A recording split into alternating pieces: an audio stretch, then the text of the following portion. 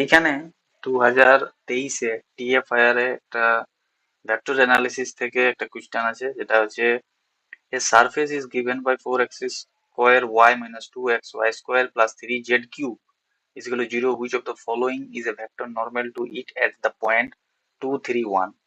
মানে এই কোয়েশ্চেনটা তো বলছে যে একটা সারফেস দেওয়া আছে, ওই সারফেসটা, ঠিক আছে, ওই সারফেসটার উপর আমাদেরকে ভেক্টর নরমাল বার করতে হবে এই পয়েন্টটাতে 2 3 1। মানে এই পয়েন্টটা, মানে সারফেসটার উপরে আমাদেরকে যে ভেক্টর নরমালটা থাকবে ওই পয়েন্টটাতে, সেই ভেক্টরটাকে বার করতে হবে। সিম্পল। আর নর্মাল ভেক্টর নরমাল কি করে বার করতে হয়, আমাদেরকে gradient of this surface equation করতে হবে।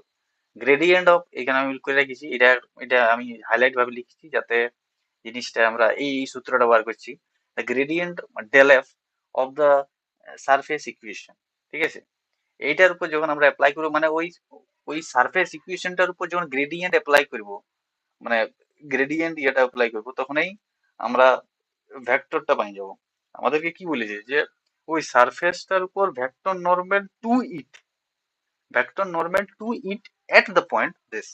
মানে সিম্পল, এখানে ডেল এফ মানে যেটা গ্রেডিয়েন্ট এফ যেটা আছে, সেটার উপর আমাদেরকে এই পয়েন্টটাতে বাইর করতে হবে। তাহলে গ্রেডিয়েন্ট এফ যখন বাইর করবো, তখন আমরা ভেক্টরটা পেয়ে যাবো। আর ভেক্টরটা পাওয়ার পর আমাদেরকে এই পয়েন্টটাতে সেটা বাইর করতে হবে।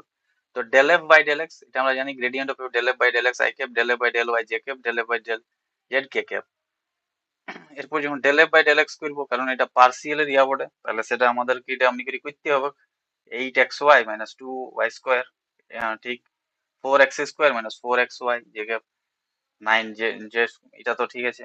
তারপর এরপর 2 3 1 এটা আমরা পুট করবো। মানে কি হলো যে ওই সারফেসটার উপর আমাদেরকে ভেক্টর নরমাল বাইর করতে হচ্ছে